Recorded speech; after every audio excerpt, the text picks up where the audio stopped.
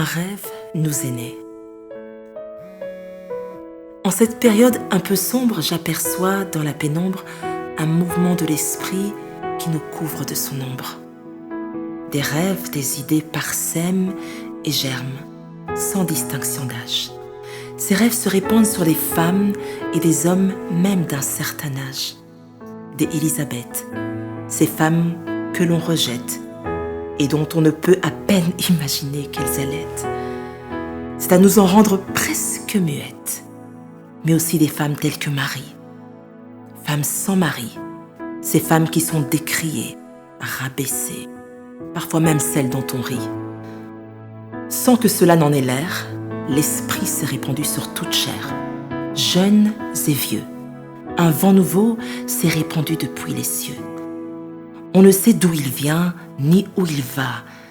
Il nous pousse à creuser des fosses, ici-bas, dans l'homme intérieur, défrichant en nous un nouveau cœur. L'eau, le rêve, les idées sont montées, tel un ascenseur.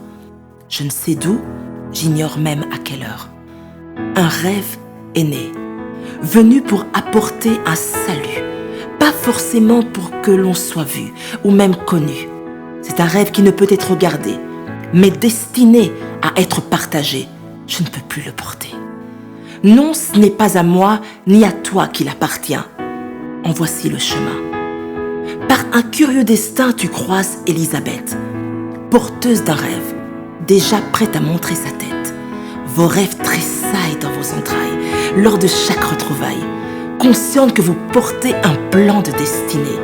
Vous partagez, échangez les défis de vos batailles, alertez qu'il s'agit d'un rêve de taille. Un soutien inconditionnel, mutuel, vous vous apportez dans une période où il faut éviter les paroles et les gestes mortels. Elle donne naissance à son idée, tu te réjouis, tu ne sombres pas dans l'envie ni dans la jalousie. Tu donnes naissance à ton rêve, elle s'écrie gloire à Dieu, il est en vie. Ensuite, des bergers sont avertis que tu as donné la vie. Une petite poignée d'hommes, pas nombreux, qui sont réellement heureux.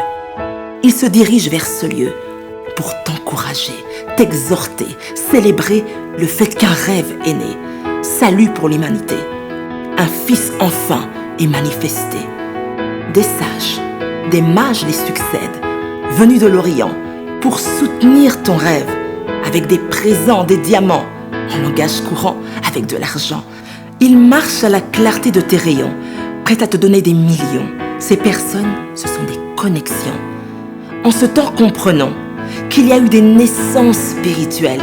Hérode, Pharaon, Saul se sont levés tels des criminels pour tuer les rêves des enfants encore à la mamelle.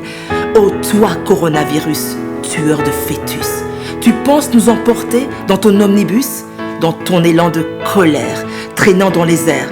Tu cherches à détruire même les rêves embryonnaires.